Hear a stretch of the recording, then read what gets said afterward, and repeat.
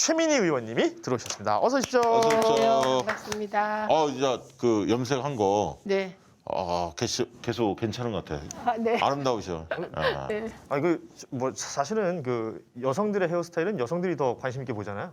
저희 아내가 저 색깔은 정말 소화하기 힘든 건데 최 의원님 너무 잘 된다. 네. 잘 어울린다 이렇게 고맙습니다. 얘기를 했어요. 오늘 여쭤볼 게 너무 많아. 예. 빨리빨리 넘어가 봅시다. 네. 일단은 시작. 우리 의원님이 네. 뭐 많은 분들이 다 알고 계시는 이제 민원연 사무총장을 하시기 출신이시니까. 때문에 네. 이 언론 피해구제법 관련해서 하실 말씀이 많을 텐데 이 얘기부터 안 물어볼 수가 없어요. 그럼요. 워낙 큰 이슈였기 때문에 전반적으로 지금 뭐 어쨌든 속도 조절에 나선 것인데요. 이런 어떤 배경 그리고 어떻게 보셨는지 네. 이게 또 대선에는 어떤 영향을 미칠 건지 앞으로 27일 날까지 여야 합의가 안 되면 본회의 처리할 것 같은지 뭐 등등 있지 않습니까? 네. 좀 말씀을 좀 해주시죠. 우선 첫째는 그 여야가 합의해서 9월 27일까지 미룬 배경. 네. 이게 가장 중요한 것은 저는 청와대의 중재라고 봅니다. 청와대가 중재에 나섰고 이철희 수석이 움직였고 그 이후에 이런 결정이 나왔고 여야가 수용했다는 거잖아요. 네. 그리고 또 한 명은 박병석 의장의 의중이 강하게 작용한 거라고 봅니다. 네. 이건 뭘 얘기하냐? 애초 언론 피해 구제법을 시작한 시점이 민주당과 여당이 불리하다는 걸 의미하는 겁니다. 그러니까 언론과 관련된 규제법이에요. 이게 지능이 아니라 이런 법을 대선 경선이 시작되는 시점에 처리하려고 한 건 이거는 민주당이 인정해야 될 시기를 잘못 선택한 겁니다. 그러다 보니 이게 야당에게는 빌미를 줬고 그리고 민주당 내에서도 반대하는 의원이 10여 명 정도 되고 게다가 김원기, 임채정 두 언론인 출신 원로들까지 나서서 제동을 건 셈이 됐고 그렇죠. 언론단체도 민원연을 제외한 다른 단체가 다 반대하고 이게 지난 당대표 그러니까 이낙연 당대표 때 했어야 돼. 그러니까 이게 핵심은 2020년에 180석 얻고 그 다음 정기국회 때 바로 해야 될 법이 이런 법이에요. 그래서 시기를 놓치면서 그러니까 지금 말씀 되게 중요한데 대선을 앞두고 타임. 이걸 했을 때 청와대도 부담스럽기도 하고 그렇죠. 왜냐하면 지금 백신 접종이나 전체적으로 보면 네, 여야 협치로 좀 통과시킨 내년 예산안이나 뭐 이런 분위기가 있는데 네, 갈등 현안이라고 청와대는 좀 본 것 같고 그렇죠. 네. 뭐 그런 거잖아요 대선에. 그렇습니다. 그리고 이거를 뭐 우리가 하는 일이 전부 뭐 신이 아니기 때문에 우리가 실수도 하는 겁니다. 근데 이런 시기 선택을 잘못했다는 거까지 받아들이지 않으면 이후에도 개선될 여지가 없으니까 제가 지적을 하는 거고요. 그다음에 대선 앞두고 절대적으로 불리한 의제죠. 그렇죠. 네, 그렇기 때문에 야당은 이걸 사실 이번 법의 내용을 자세히 보시면 크게 무리되는 법이 아니고 실시된다고 문제되는 법도 아닙니다. 왜냐하면 가짜 뉴스를 고의적으로 생산하는 사람과 언론사만 문제가 되는 거기 아니, 때문에. 그리고 사실 많이 후퇴했잖아요 사실. 그렇죠. 그런 면도 있지 않습니까? 네, 그래서 초기에 약간의 후퇴는 지지자들도 이해할 수 있어요. 이런 법이 처음 도입되니까 언론계에. 그런데 중요한 거는 이러다 보니 내용은 별거 아닌데 야당이 대선 전략으로 활용을 하게 됐고 그리고 대선 앞두고 여당에게 불리하기 때문에 이 법은 전적으로 가짜 뉴스를 없애기 위한 가짜 뉴스로부터 시민들을 구제하기 위한 민주당의 충정은 확실하다. 역설적으로 저는 그렇게 봅니다.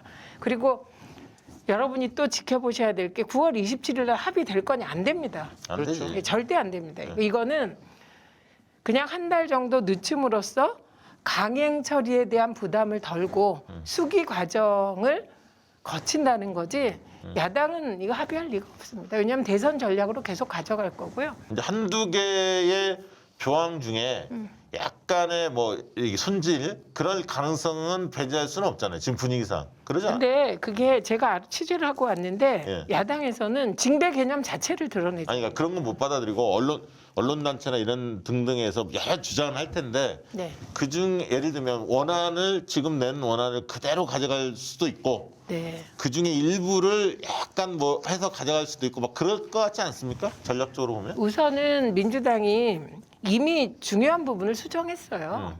정치 권력, 경제 권력 빼버린 거 이게 가장 중요한 부분이었고요. 저는 여기 더하기 이제 정치 권력이나 경제 권력이 현실에서 물러난 다음에 만 3년 동안 이 법 대상 안 되게 하는 거 요구하면 넣어도 된다고 생각합니다. 지방의원들 넣자는 거 아니에요 지금? 네. 그리고 지방의원들 넣어도 됩니다. 왜냐하면 지방의원들은 중앙지가 아니라 지방지와의 관계가 있기 때문에 그거 넣어도 되고요. 그리고 지금 언론노조의 경우는 제일 중요한 게 공영방송 지배구조법입니다. 그렇습니다. 그걸 하겠다는 거죠 지금 민주당. 네, 그래서 공영방송 지배구조법과 이 언론피해구제법 개정안은 같이 가야 될 사안인데 이 속도가 안 맞으면서 이제 언론노조도 반대하게 된 좀 찌그러져 있죠. 그 1인 미디어들 얘기도 좀 나오죠. 네, 그리고 1인 미디어의 경우는 가장 중요한 게 유튜브를 언론으로 볼 것이냐 안 볼 아닌가, 것이냐부터 규정해야 돼요. 아니면 다른 영역으로 가야 됩니다. 정보통신법으로 네, 근데 정보통신법과 언론법은 완전히 달라요. 다르죠. 왜냐하면 이 1인 미디어, 박시영 TV를 1인 미디어로 규정해요. 언론이 돼요. 그러면 규제만 하는 게 아니라 지능의 지능을 대상이 해줘야지. 돼요. 그렇기 때문에 이 부분은 여야가 영원히 합의 안 돼요. 그렇죠. 그렇죠. 네, 그리고 지금 1인 미디어도 마찬가지인데 슈퍼챗 같은 거 이거 전부 이제 세무조사 대상이 그렇죠. 되는 거예요. 그래서 이 부분은 1인 미디어의 성격 규정부터 시작해야 되기 때문에 간단치 않습니다. 그리고 예를 들면 1인 미디어가 가짜 뉴스를 내보냈을 때 그건 명예훼손 대상이 되기 때문에 아니, 지금도 민형사상의 소송 대상이라 사실 이건 급하지 않습니다. 네, 그건 언제든지 할 수 있잖아요. 그럼요. 네. 네. 네, 그래서 결국은 9월 27일 또 다른 결전의 순간이 오게 되고 이때 이제 긍정적인 건 있죠. 뭐가 긍정적이냐면 수기의 과정을 거쳤고 모양새는 갖춰진 좋죠. 겁니다. 그리고 그대로만 대통령 통과된다면 모양. 저는 뭐 의미 없는 일부 네. 일부는 바꿀 수 있다고 생각합니다. 예를 들면 가짜 뉴스로 신고된 경우 이게 신고만 들어갔을 땐 가짜 뉴스인지 아닌지 판단이 안 됐잖아요. 그렇죠. 이때 열람 차단 청구권 같은 건 그냥 표시 정도로 충분하다고 생각합니다. 무리거든요. 그래서 과잉된 조항은 뺄 수 있고요. 그래서 9월 27일 날 다시 한번 결단의 시간이 오지만 박병석 의장이 더 이상 외면할 수 없을 그럼요. 것이다. 그렇죠. 이미 이게 모양을 가장 한번 세워줬잖아요. 중요합니다. 모양새를. 네, 그리고 음. 대통령이 메시지 내셨을 때 오해가 있었는데 대통령께서는 수기 과정을 거쳐서 처리하라는 메시지입니다. 네네. 왜냐하면 앞에 언론 자유를 강조하신 건 그건 일반론이고 그럼요. 예, 뒤에 메시지가 이게 특별한 개별 메시지이기 때문에 네. 가짜 뉴스로부터 인권을 보호하라. 네. 피해자를 보호하자. 이게 주 메시지였다는 자, 거예요. 그 언론의 자유는 헌법적 가치인데 그걸 그러니까요. 마치 어떤 영역의 그 강론으로 생각한다면 이건 뭐 영원히 평행선을 그을 수밖에 없는 거고. 그래서 이 부분을 네. 너무 이렇게 그 9월 27일로 미룬 것을 너무 패배적 관점으로 바라볼 일은 절대 아니다고 저도 봤어요. 이거는 네. 대선의 큰 판 안에서 다양한 어떤 전략을 수립하는 과정에서 그렇죠. 만약에 27일 날 통과가 된다면 지금은 민주당이 그동안 해왔던 행태들을 보면서 과연 잘해낼 수 있을까 걱정도 되고 비판적인 시각들도 상당히 센 건 사실입니다. 그런 비판을 받을 수밖에 없었던 부분들도 많이 노출됐던 것도 사실이고 그러나 그럼에도 불구하고 9월 27일 날 이게 처리가 된다면 처리해야죠. 처리해야 하는 당연히 거예요. 돼야 될 그리고 거고. 예. 제가 꼭 드리고 싶은 말이 이게 여러분이 제가 페북에 이걸 아예 올렸습니다. 부담이 되지만 이건 사실이라 올렸는데 민주당 내에 반대가 있어요. 이 법에 대해서.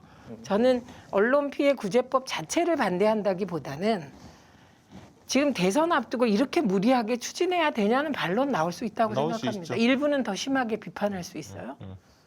그런데 민주당이 그렇기 때문에 다양한 의견이 있는 정당이고 그런 반대를 무릅쓰고 지도부가 하기 때문에 저는 더 좋은 정당이라고 생각해요. 국민의힘에 비해서. 저는 가끔 국민의힘 보면 정말 유치한 걸로 싸우고 이런 정책으로 싸우는 거 봤습니까? 그다음에 또 하나는 황교익 님에 대한 잘못된 문제 제기들로 파동이 이제 막 있었잖아요. 그때 이해찬 전 대표 나타나셔서 정말 아름답고 감동적이게 정리를 하시잖아요. 예. 원로의 품격이죠. 이번에 임채정, 김원기 두 전직 언론인들도 이렇게 무리하게 하지 말라는 취지셨어요. 그래서 민주당은 이런 게 작동하니까 진짜 좋은 정당이다. 이렇게 생각합니다. 그래서 내부에 뭐 그 반대 의견 때문에 지도부가 휘청거릴 때 지지자들이 뭐 중심을 잡아야지 이 정도 반대는 얼마든지 지도부가 제압할 수 있기 때문에 이게 예, 오히려 민주적 정당이다 이렇게 봅니다. 네, 뭐 저도 큰 틀에서는 이해하는 편인데 네. 어쨌든 검찰 개혁도 좀 지지부진하다라고 불만을 가지고 있는 터에 네. 그래도 언론 개혁이라도 확실하게 매듭을 좀 지었으면 좋겠다.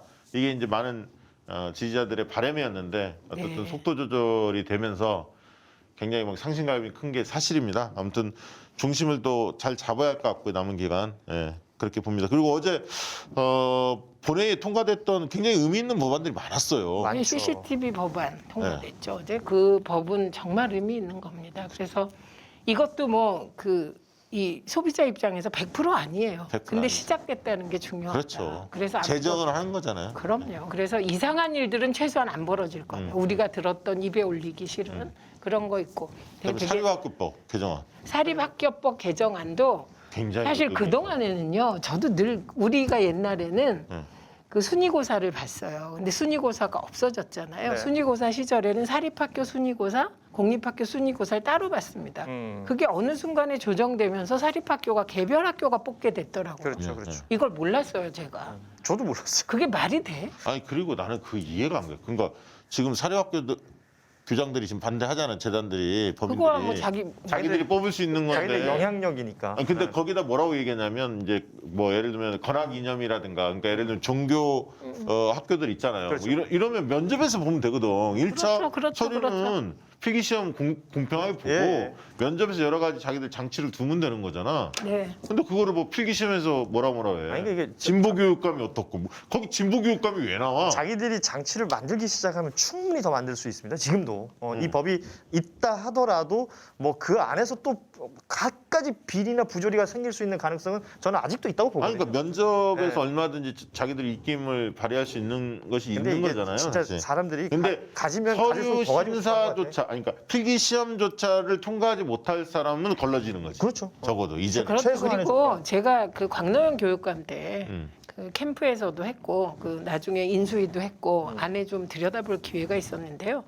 오히려 걱정하실 거는 진보 교육감들이 들어가서 관료들에게 포위되는 걸 걱정하시지. 아, 그렇죠. 진보 교육감이 있어서 시험 문제 어쩌고 절대 관여하지 못합니다. 아니 이거는 이준석이 답변하면 돼. 이준석 답변하라고 그래. 사립학교 뭐라고 하잖아. 경쟁주의 얘기했잖아. 이준석 답변하라고. 그래. 네. 시험으로. 이건 그리고 그 고등근사법원도 폐지되고 이제 네. 성범죄라든가 사망 사건 이런 거는 바로 민간. 1심부터 바로 민간 민간으로. 법원. 야 이것도 진짜 그것도 획기적인 법안이죠. 획기적인 거예요. 정말 중요한 거예요. 네. 이게 진짜 몇 년 동안 그러니까 뭐 군이 생긴 이래 계속 그대로 있었던 법이 이번에 바뀌는 거고. 그렇습니다. 네. 저는 그 구글 갑질법, 뭐 구글 그 인앱 결제에 관련된 이번 법안이 예, 그것도 이거는 전 세계에서 최초입니다. 칭찬을 하잖아요. 네, 네, 전 세계 이거는- 최초고 아마 우리나라에서 이 법이 어떻게 적용되고 또 구글과 애플이나 이런 곳에서 어떻게 반응하느냐에 따라서 세계 각국에서 이 법은 회자될 법이거든요. 자, 우리가 이게- 이런 대목에서 예. 진짜 첨단. 박수 한번 칩시다. 아우 잘했어, 잘한 건 잘했다 게다가 해야 돼. 이게요 구글이 얼마나 진짜 이런 말 하면 그렇지만 정말 심했냐면 우리가 앱을 개발하잖아요. 그러면 앱을 써서 수익료가 나오잖아요. 보통 1대9 정도 하면 되는데 3대7이었다는 그렇죠. 거니까. 손 안 대고 코 푸는 게 너무 많아요. 이게 말이 됩니까? 아니 그래서 이게 좀 많이 묻히고 있는데 맞습니다. 사실은 언론중재법, 언론피해구제법만 부각이 되다 보니까 네. 나머지가 묻히고 있는데 굉장히 그렇지 않다. 그럼요. 네. 중요한 민생 법안들이 많이 통과됐다. 여기서 한마디. 왜 그럼 27일로 합의를 연기했냐? 이 법 통과시키려고 그런 겁니다. 그렇기 여기 때문에 걸 처리를 할 건 해야 되니까. 네, 이 처리할 거를 잡고 있었기 때문에 왜냐하면 이게 상정을 하잖아요. 필리버스터가 들어가. 그럼 다 필리버스터라면 다음 얘기로 넘어가야 그러니까 돼. 네, 네. 불모가 그래서- 되니까 말이죠. 예. 자, 그리고 그 얘기 간단히 하고 넘어갑시다. 그 저기가 있잖아. 윤희숙 사태 났었잖아요. 네, 네. 근데 지금 사태 처리 관련해서 뭐 옥신각신한데 그거 이- 옥신각신의 법대로 하면 아니, 되지. 법대로 하면 되는데 네. 여기가 냈어. 강병원하고 누구지? 박수영이 이 개정안을 냈어요. 뭐냐면 이제 본회의 국회의장이 상정해야 처리가 되잖아. 그런 그렇죠. 거 없이 처리할 수 있도록 해주자. 사퇴 관련해서. 근데 예. 이게 10월 달에 재보궐이 있을 수 있잖아요. 한 달 전에 칠해주면. 근데 저 9월 달에 윤희숙 제가 볼 때는 사직서 사태는 절대 박병석 의장이 올릴 일이 없어요. 그런 거 올린 의장들이 그 올리진 않아. 이게 얼마나 국민의힘이 그 야갔냐면요. 그 지역은 죽었다 깨어나도 국민의힘에게 아니, 그걸 노린 거야. 지역구예요. 그것도 염두에 둔 거야. 사실. 당연하죠. 그래서 빨리 처리하자는 거야. 근데 만약에 9월 달에 당연히 본회의에서 처리 안 되거든. 안 그렇죠. 올라가거든. 그렇겠죠. 네. 의장이 그렇게 하질 않아. 네. 그다음에 만약에 연말쯤에 이게 정말로 그 사람들 국민들이 그러면 저 개정안을 해서 처리하자. 개정안 입법 발의를 할 거거든. 강병원하고 박수영이 한다니까. 그럼 그때는 진짜 그렇게 내면 사퇴 되게끔 네. 만드는 거야. 그러면 내년 대선 끝나고 해. 4월 그렇죠. 재보궐. 보궐 자체가 그거 아마 미뤄지는 거예요. 저희 지방선거 같이 할 거야. 아니, 그리고 중요한 거는 지금 윤희숙의 의도는 뻔한 거예요. 윤희숙 씨는 제가 보기에는 거짓 해명이 가장 큰 문제예요. 거짓말한 거. 농사가 아버지의 소망이니 뭐니 이런 말. 그래서 보니까 4가지 정도를 거짓말을 했더라고요. 아니 난 눈 좀 부릅뜨고 얘기 안 했으면 좋겠어. 아니 그 중요한 게 누가 내가 또 뭔가 잘못한 것 같아. TV를 왜 보다가. 국민한테 화를 내냐고. 나 불편해갖고 혼났어요. 그리고 어쨌든요. 눈을 좀 이게 이런 표현이 그렇지만 약간 불아리는 느낌이어서 예. 갑자기 주눅이 들면서 뭐 따지러 오는 사람 같아. 네. 너 왜 돈 안 갚았어? 막 이런 느낌 있잖아. 따지러. 이런 거예요. 세상에 어떤 사람이 제가 잘못했습니다. 이러지. 나 잘못했어. 사퇴할 거야. 이런 느낌이었어요. 그렇죠. 그런데 이게 어떤 문제가 있냐면 우선은 윤희숙 씨가 이렇게 사퇴하겠다는데 국민의힘이 사퇴하라고 하는 건 진짜 웃기는 거예요. 아이고, 이분이 이렇게 사퇴하면 국민의힘이 탈당하라고 한 그 6명. 뭐가 되는 거냐는 거죠. 예, 45억밖에 못 벌었다고 걱정하시는 그분은 어떻게 되냐. 그러니까 당연히 그런 비난이 일 수밖에 없고 그리고 이게 본인이 사퇴한다 그래서 하게 만들어 준다면 국회의원 자리가 정말 이게 뭐가 됩니까? 너무 가벼운 거죠. 윤희숙 때문에 윤석열이 열받았어. 괜히 이게 유탄 맞았어. 장모 나중에 네, 부동산 이거 이제 탈탈 털자 이렇게 나올 거 아닙니까? 그렇겠죠. 똑같은 케이스로 보는 걸 테니까요. 네. 네. 그러니까 네. 윤희숙이 윤석열을 잡았다 이런 느낌이 들고요. 예, 당분간 사퇴해서 처리될 일 없다. 없다. 예. 끝.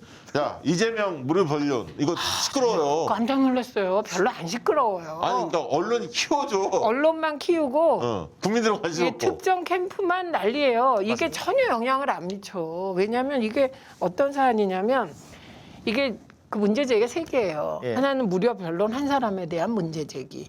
2번째는 대납했다는 의혹. 3번째는 재산이 왜 늘었냐 이거예요. 근데 대납 의혹은 이건 진짜 무서운 거죠. 그럼 대납 의혹을 왜 했냐? 그 이명박하고 연결시키려고 한 거예요. 여기서 MB 얘기한 건 진짜 삼성 아니에요. 대납. 네. 그러니까 이게 너무 기가 막혔고 재산은 줄었기 때문에 이건 또 가짜 뉴스가 되는 거고. 아파트 값이 오르는 건 있죠. 이 무료 변론은 송두환 그 내정자가 이미 청문회에서 얘기했어요. 민변에서 이름 우르르 넣어주는 거 저는 보도 지침 때부터 봤어요. 뭐 진짜 많죠, 뭐 사실. 네. 그래서 이런 걸 문제 삼는 거는 해당 캠프가 지금 오히려 급하다는 걸 반증하는 거고 이것이 전체적으로 민주당끼리 너무 싸운다. 이래서 저는 오히려 최근에 야 이렇게 계속 가면 안 되겠구나. 그냥 1차 투표에서 끝내는 게 민주당에게 더 유리하겠구나. 이런 생각을 하게 된 한 사람입니다. 결과적으로. 저는 사실 그거에 대한 100% 동의하고요. 그러니까 나 두 예전에는 안 그랬어요. 가지가 있거든. 하나는 흥행, 하나는 원팀. 그렇죠. 이 2가지 가치가 다 중요한데 흥행은 지금 지금 이제 186만인가 됐는데 3차 국민선거인단 모집하면 220만 전후로 될 것 같아요. 네. 뭐 지난번 19대 대선과 비슷하다고요. 지난번 19대 대선도 214만인가 12만인가 했거든요. 그렇죠. 비슷한 정도로 참여 열기가 뜨거웠다. 그걸로 정리 끝. 그러면 결선 투표가 되면 더 흥행에 도움은 되는 건 분명히 맞지만 지금 기본적인 흥행은 어느 정도 됐다라고 보여지고 그다음 이 흥행 못지않게 중요한 게 바로 원팀이다. 그렇죠. 근데 결선 투표로 가면 제가 볼 때는 원팀이 되기에는 더 어려운 조건들이 쌓이기 마련입니다. 왜냐하면 전력 투구를 하거든. 건널 수 윤리위원회. 없는 강을 건널 수가 있는 거죠. 예. 그래서 그것 또한 고려해서 유권자들이 선거인단이나 권리당원이 1차에서 판단해주지 않을까. 현명하게 할 것 같고요. 그렇게 그리고 생각이 듭니다. 제가 이런 우연히 이제 소위 그 좋은 대학 나오고 뭐 이렇게 스펙이 좋은 의원들이 하는 얘기를 옆에서 들은 거예요. 그분들 대화 내용을 우연히 들으면서 야 기존에 2002년에 노무현 후보 구박하듯이 이재명 후보에 대한 그런 분위기가 있구나 이걸 느꼈어요. 아, 있죠. 아니 있죠. 근데 비주류잖아. 철저하게 비주류라도 아웃사이더고. 비주류라도 스타일도 아웃사이더잖아. 마음에 안 들지 주류가 볼 때는. 그렇긴 한데 주류가 이게 2002년에 노무현 후보가 대통령 되고 사실 저는 권위주의 타파가 가장 큰 성과라고 생각하거든요. 그러면. 민주주의의 기초를 마련했다고 네, 생각하는데 네. 아직도 민주당 내에 이런 분위기가 있다는 거. 그러니까 5선, 4선 이렇게 된 분들이요. 저 성남시장 정도 하던 자가 대통령 후보가 돼? 이 자체를 못 받아들이시는 분위기가 있구나. 이걸 들었어요. 그리고 깜짝 놀란 거죠. 저는 사실 그런 분들이 이제 정치 그만둬야 한다고 보는데 솔직히 한 재선 정도만 되잖아요. 예를 들면 이재명 지사는 성남시장 경기지사 하면서 정치적 발언들이나 여러 가지 워낙 많이 했기 때문에 사람들이 그 초년생 같은 느낌이 안 들어요. 한 재선 3선은 된 느낌인데 그렇죠. 네. 한 재선 정도 되면 대선 도전해야 돼요 이제. 맞아.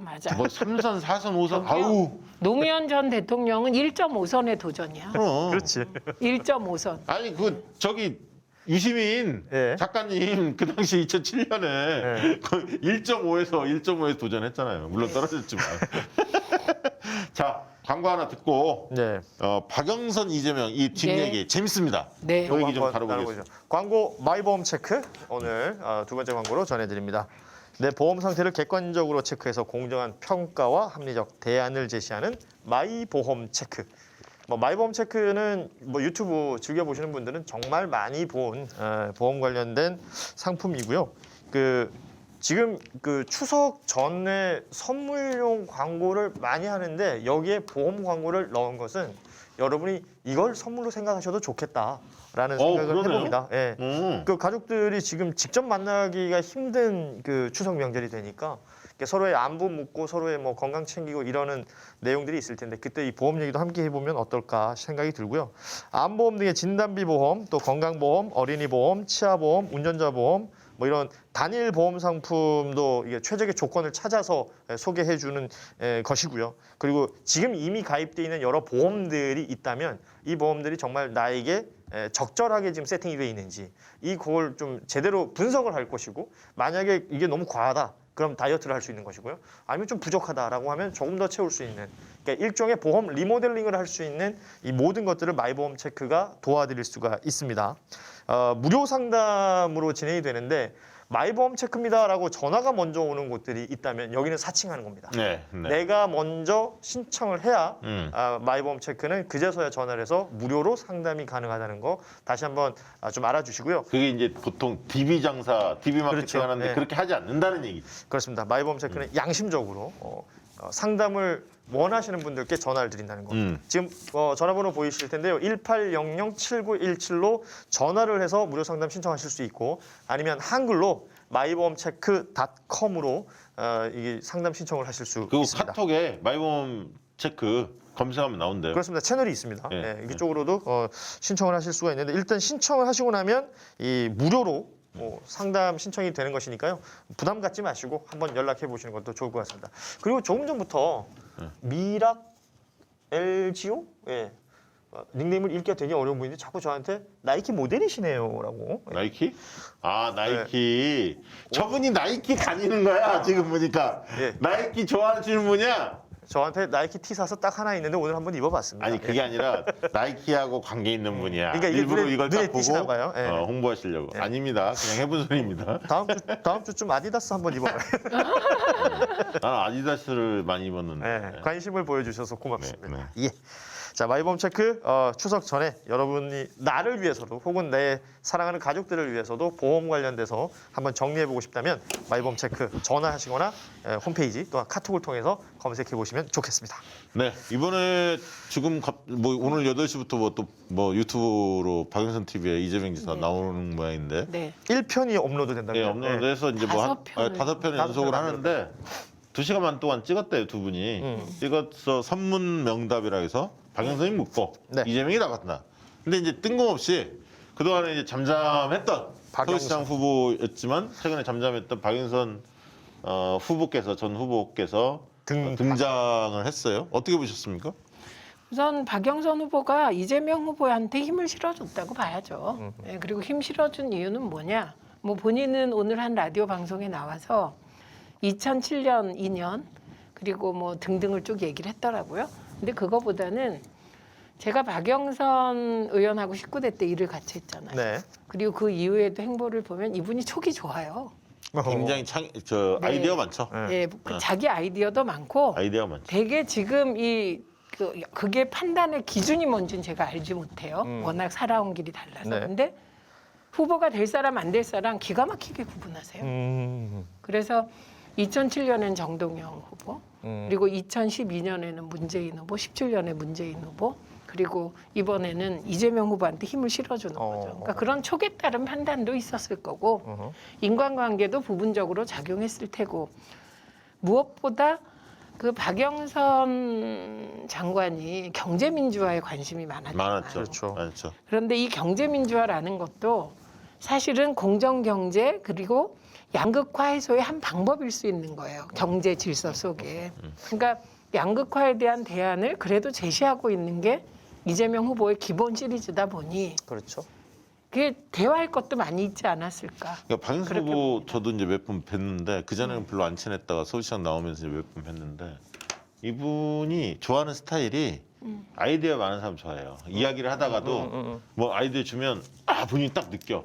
저거 좋다고. 그러니까 본인이 중소벤처 장관 하면서 굉장히 성과를 많이 내지 않았습니까? 네. 그게 되게 그동안에 본인이 뭐 의정활동도 충실히 했지만 한편으로는 그런 게 많은 거야. 예, 남의 의견을 그걸 이렇게 센스 있게 정리해서 그걸 아이템으로 던지고 아이템으로 어떻게 정책화하고 적용하면 이게 네, 상품이 그걸 좀 잘하시- 이야기거리가 되겠다 그렇죠, 이런 거에 그렇죠. 대한 네. 촉이 좋아. 그게 기자 출신들이. 근데 그게 센스인 거죠. 그게 이재명 시장 후보가- 시절, 지사 시절에 보여줬던 네. 여러 그 정책 아이템 중에 창의적인 게 꽤 있었거든. 그게 통하는 거예요. 그게 통한 거야. 네. 통했는데 한편으로는 저는 전략적으로 이재명 쪽에서 접근했기보다는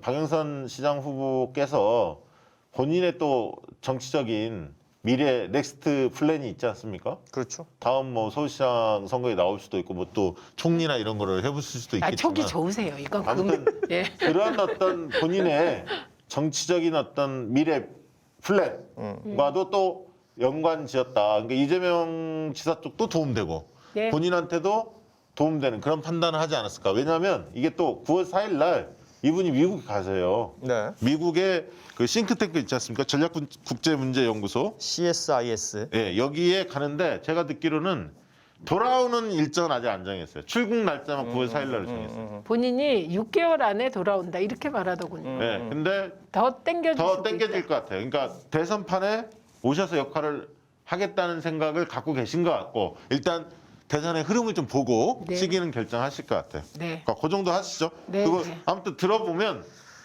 둘의 인간적인 신뢰관계가 좀 있었기 때문에 오래된 관계이기 때문에 굉장히 속 깊은 얘기들을 많이 하신 것 같아요. 그러다 보니까 이게 좀 나눈 거야. 그러니까 다섯 편으로. 편으로 나눈 거예요. 왜냐면 그게 야마가 있다는 거잖아요. 5개를 네. 나눴다는 얘기는. 그리고 생각해보면 박영선이라는 정치인이 누구를 선택할까, 누구를 지지할까 생각해보면 또 가장 잘 어울리는 것 같습니다. 아니, 그 시너지가요. 예를 그러니까요. 들면 네. 한번 해보세요. 박영선 의원이 이낙연 후보하고 인터뷰를 했다. 별로 재미없을 것 같아요. 소구력이 어느 게 더 혹은 그러니까요. 정세균 네. 총리랑 했다. 박용진 했다. 추미애 했다. 그거 좋네요. 박영선, 박영선 추미애 괜찮네. 그거는 뭐 센세이션을 할 것 네. 같습니다. 네, 좋습니다. 자, 이제 홍준표 국민의힘 얘기를 조금 들어가 보고 그다음에 이제 민주당 얘기 좀 마무리 더 들어가 보겠습니다. 그 홍준표 후보께서 최근에 지지율이 좀 올랐잖아요. 네. 그 뭐 여러 가지 해석이 있는데 어떻게 보세요? 우선 그 본인이 하는 얘기 다 들었어요. 제가 박시영 TV 애청자인 것 같습니다. 예. 참 내일 제가 광주 MBC 나가요. 광주에서 하도 연락 와서 호남 경선이 중요하잖아요. 그 뭐 얘기 좀 해달라고 해서. 그 본인이 이미 얘기했듯이 보수 진영 후보를 다 놓고 일반 국민 전체를 대상으로 한 여론조사에서 특히 많이 올라갔어요. 그렇죠. 그리고 예. 민주당 지지자들의 지지가 높아요. 호남 지지도 매우 높아요. 20대도 높아요. 네, 20대도 높아요. 근데 이 20대는 어디에 반응했냐면 그 빅데이터 뒤에 통계 나온 게 있더라고요. 그걸 보니까 20대는 이분이 화끈하게 한 발언들이 있어요. 소구력이 생겼어요. 고시부활. 고시 부활하고 그다음에 뭐 사형제, 흉악범들 사형시키겠다. 하겠다. 뭐 그것도 있고 그다음에 그리고 윤석열 후보에 대해서 이리저리 왔다 갔다 하면서 배반한다는 그 요지의 말들이 20대에겐 통하는 면이 있는 거죠. 그래서 그 측면이 하나 있다고 생각해요. 다른 측면은 여전히 윤석열이 보수가 대안으로 보지만 지지하는 사람 모두의 마음속에 박근혜를 구속시킨 자, 이명박을 구속시킨 자, 문재인의 검찰총장이 남아있다고 생각합니다. 그래서 지지하되 흔쾌하지 않은 거죠. 그래서 누군가 아주 영리하게 파고들면 그리고 또 하나는 김건희 씨의 도이치모터스 주가 조작 네네. 문제라든지 그다음에 국민대는 그 유지 안 나오나요?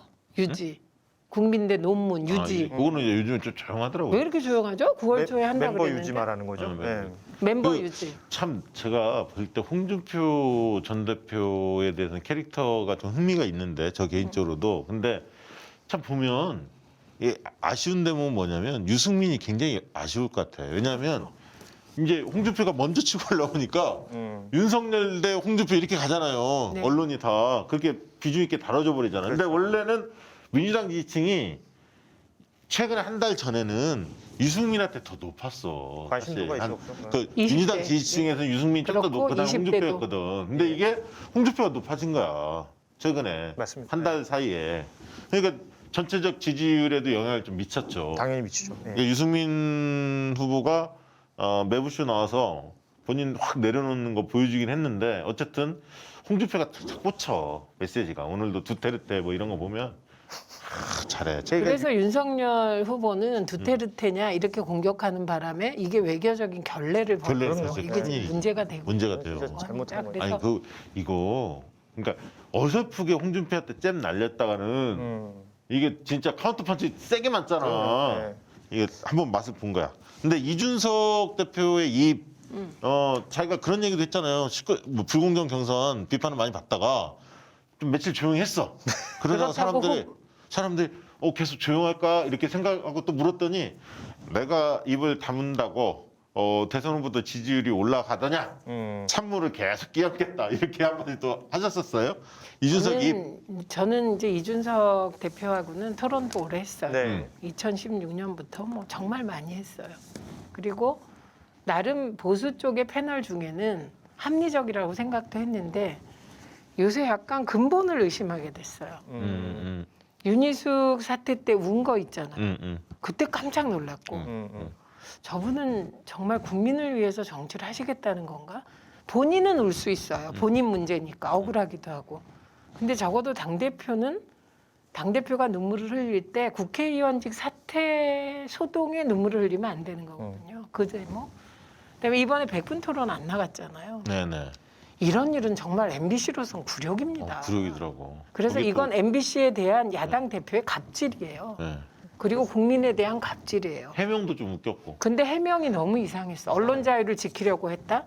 두 번째는 그 해명문 보셨어요? 김승원 의원이 국회의장에게 이렇게 욕을 할 정도로 밀어붙이는 분위기였다. 선우가 바뀌었잖아요. 선우가 자기가 그때 알았어?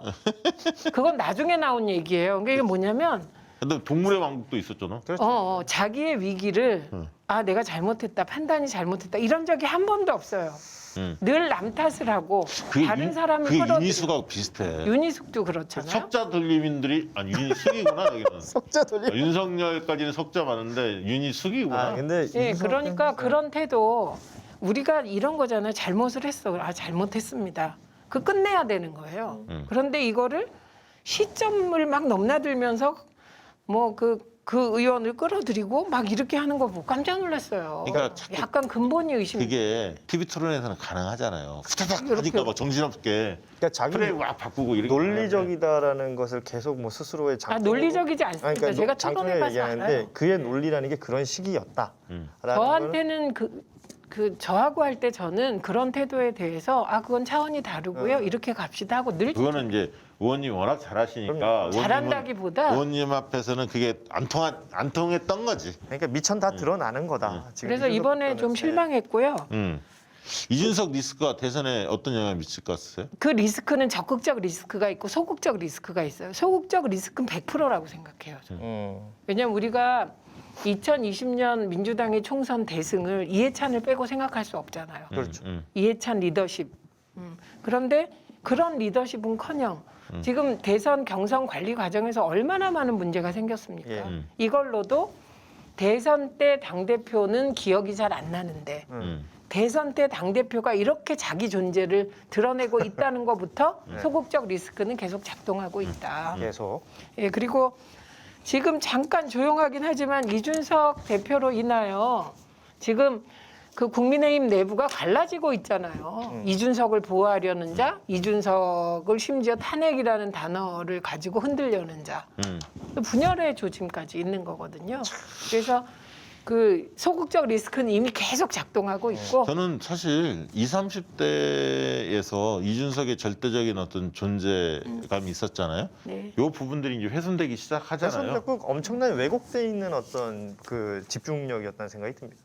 지금 그 댓글 보면 우리 최민희 의원님 빨리 좀 어떻게 현장으로 돌아왔으면 좋겠다. 아니 저 사면 해줬으면 네. 좋겠어요. 이제는 저 오래됐어요. 많은 분들이 지금 이렇게 댓글로만 그러시는데 최민희 의원님 응원하신다면 좀 쏘세요. 네. 슈퍼 채. 이거는 뭐 저희하고 상관없이 최민희 의원님을 위하여 예. 한번 보내주시는 것도 응원의 의미에서도 괜찮을 것 같다라는 생각이 저는 듭니다. 그래서 이준석 리스크는 대선판에 상당히 하트가 어? 최민희 의원님의 하트가 엄청나게 올라오고 하트가 아니라 슈퍼챗을 원하신다는 아무튼 거예요? 뭐 그것도 좋습니다. 여러분 네. 고맙습니다. 그러니까 이준석 리스크는 20, 30대에 영향을 굉장히 좀 미칠 것 같다. 이렇게 좀 보고요. 네. 대선 지지층과 관련해서 그런 얘기를 좀 드려보고 싶어요. 뭐냐면 최근에 이제 조사해 보면 그 뭐 윤석열 지지층의 상당수는 이탈을 하더라도 뭐 국민의힘 쪽으로 가고 이낙연 후보 지지층 중에 상당수는 또 빠져나간다. 뭐 이런 이제 조사 결과도 일부 나왔었잖아요. 그리고 그런 흐름은 이전에도 있죠. 있었죠. 그래서 지지층들의 결속력 그리고 이제 바닥 민심을 들어보면 확실히 정권 교체를 원하는 분들의 목소리가 세요. 이 분노라든가 불만이라든가 이런 게 세고 그러다 보니까 여론조사보다는 바닥 민심이 좀 안 좋다 이런 얘기를 정치권에서는 많이들 합니다. 현재는 그리고 제가 느끼고 있어요. 그런 부분에서 어떻게 생각하십니까? 우선은 지금 이게 정권 교체 여론이 더 높다. 이거는 정권 말기에 모든 정권에서 그럴 수밖에 나타난 없는 현상이에요. 거고. 2012년에도 그랬어요. 그렇죠. 네. 근데 박근혜가 되면서 약간의 정권 교체 느낌이 든다. 이렇게 된 거. 그렇죠. MB에서 박근혜를 받겠죠. 예, 같은 그러니까 정당이라고 그게 할지라도. 여당 네. 속의 야당. 예. 예, 이런 느낌. 저희 책에 그 얘기 나오잖아요. 정권 교체. 그렇습니다. 예. 예. 그래서 그렇게 된 게 있고 그러나 지금 그 여당이 싸우는 대상은 사실 저는 야당 후보가 아니라고 생각해요. 여당이 싸우는 대상은 바닥 민심과 싸우는데 그 민심을 주도하는 게 부동산 그렇죠. 문제예요. 가장 이 부동산 문제는 집 가진 자, 집 가지 못한 자 모두가 불만이에요. 예. 에따 스포츠. 어머나 너무 좋다. 저런 태도 저 진짜 좋아요. JR윤님 고맙습니다. 고맙습니다. 얘 따라도 좋습니다. 아유, 너무 고맙습니다. 예, 예. 그래서 늘 여당은 대선에 임할 때 야당 후보를 대하는 것보다는 바닥 민심에 부응하도록 해야 되는 거고 그리고 그래서 제가 사실은 옛날에 그때는 이재명 후보가 이렇게 약진하지 않았을 때예요. 이낙연 후보가 훨씬 높을 때고 네, 네, 네. 이재명 귀한 줄 알라는 얘기를 한 적이 있어요. 네네 그랬죠. 예, 있기 때문에 이게 이렇게 가는 거라고. 네, 그러니까 원팀이 되는 정도? 그러니까 이런데 지금 부동산 때문에 싫은데 싸우기까지 해보세요.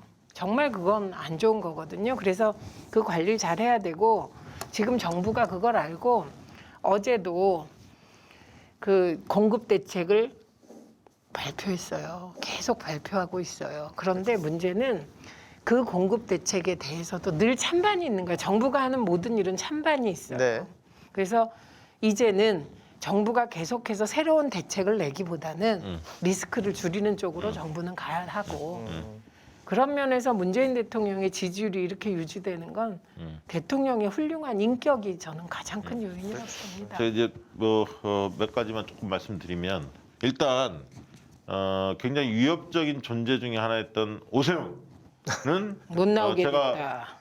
이전부터 계속 얘기했잖아요. 못 나온다고. 예, 예, 이제 끝났습니다. 예. 후보 등록이 어제부로. 예, 심한- 오세훈은 심한. 끝났습니다. 봉도사께서 계속 오세훈 얘기했는데 저는 안 된다고 예. 그랬잖아요. 봉도사가 실패했습니다. 예, 제가 안 된다고 그랬고 그 다음에 이제 여권 쪽에서 지금 내년도 예산 오늘 어제 이제 그 그렇죠. 예. 기재부 홍남기 부총리가 발표하셨는데 이제 확장 재정을 기조로 이제 고수를 했고 8% 정도 8% 정도 작년보다 그렇죠. 네. 600조가 넘는 늘렸죠. 예, 예. 예산을 늘렸는데 중요한 거는 뭐 양극화 예산, 뭐 방역 예산 다 들어갔는데 청년층을 겨냥해서 청년들이 지금 살기 팍팍하기 때문에 그렇죠. 등록금 예. 문제라든가 국가장학금 문제부터 시작해서 여러 가지를 군 장병들 그다음에 뭐 영아 수당 막 이런 것들이 많이 새롭게 네.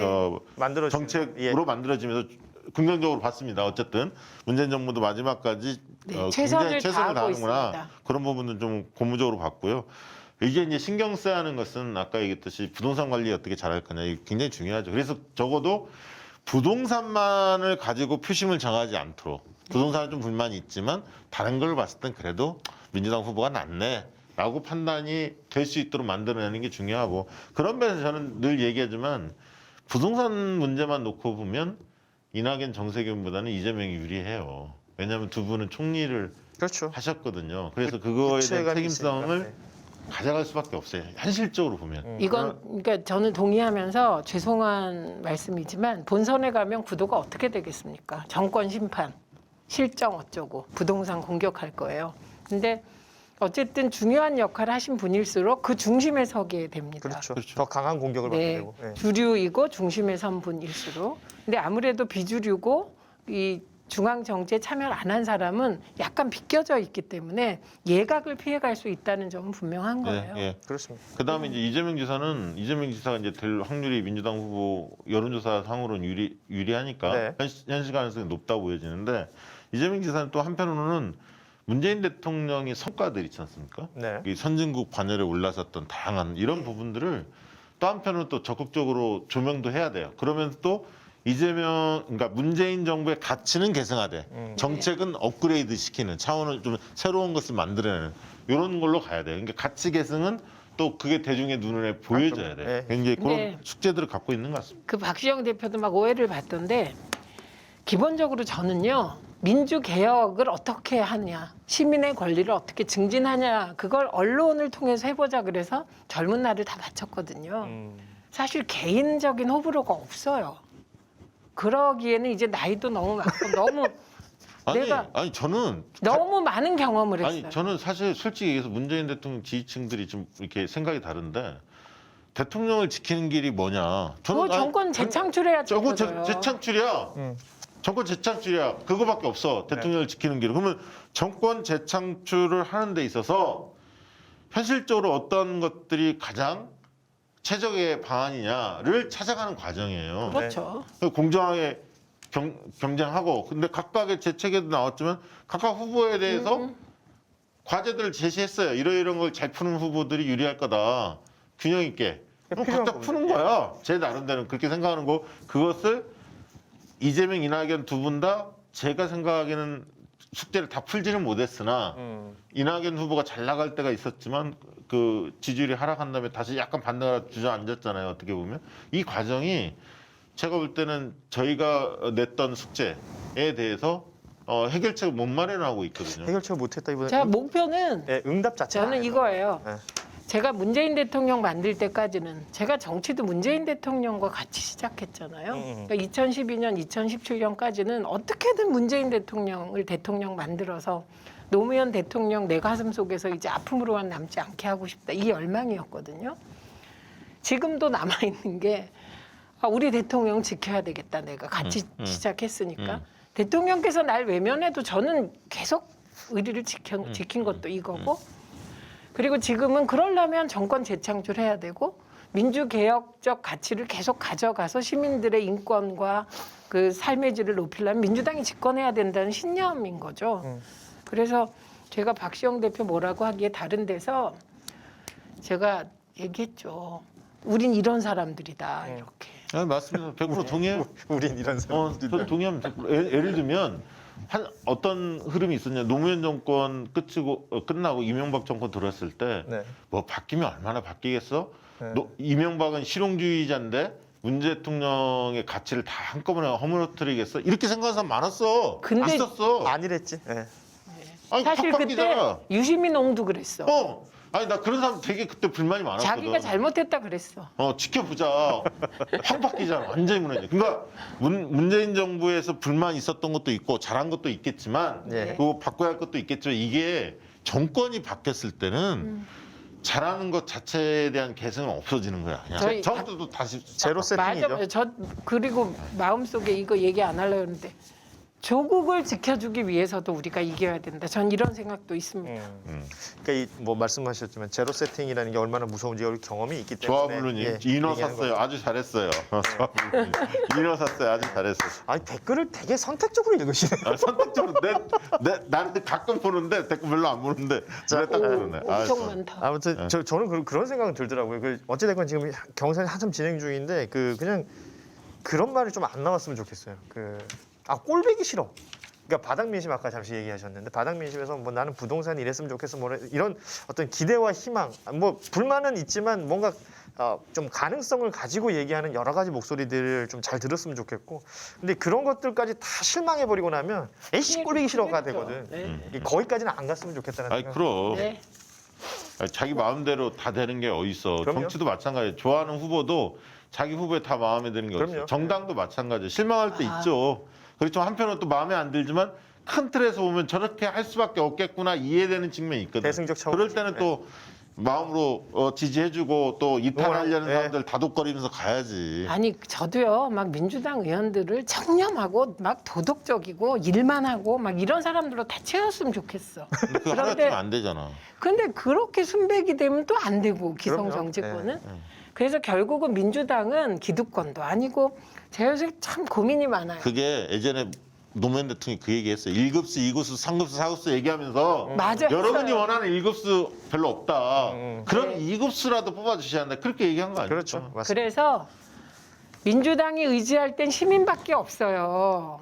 우리는 사실은 이 물적 토대에서 비주류이기 때문에 적어도 민주당은 시민 주도성을 인정하는 정치인들로는 채워져야 한다. 이게 저의 소신이고요. 그래서 9월 27일 날 윤호중 대표가 반드시 처리하겠다고 하더라고요. 그렇죠. 그러니까 조금만 더 지치지 말고 포기하지 말고 함께 지켜보도록 하십시다. 좋습니다. 우리 힘냅시다. 네. 화이팅! 자, 오늘도 많은 분들 함께 해주셨는데요. 최민희 의원님 모시고 또 정치 현안들 굉장히 민감한 문제들인데 최 의원님이 굉장히 솔직하세요 원래. 그렇죠. 예둘러 가는 법이 없으시거든요. 솔직하니까 진정성이 확 느껴지죠. 그럼요. 예. 또 물론 거기에 동의하지 않는 분들이 계실 수도 있겠지만 할 수 없- 27일 날 좀 지켜보기로 하고 아까 우리 얘기했던 대로 어제 본회의에서 상당히 의미 있는 다른 인생 법안들 예. 많이 통과했습니다. 그건 그것대로 적극적으로 홍보합시다. 네. 네, 고맙습니다. 오늘 2부 이렇게 마치고 또 다음 주에 네. 최민희 의원님 모시고 또 수요일 날 찾아뵙도록 하겠습니다. 고맙습니다. 고맙습니다. 고맙습니다.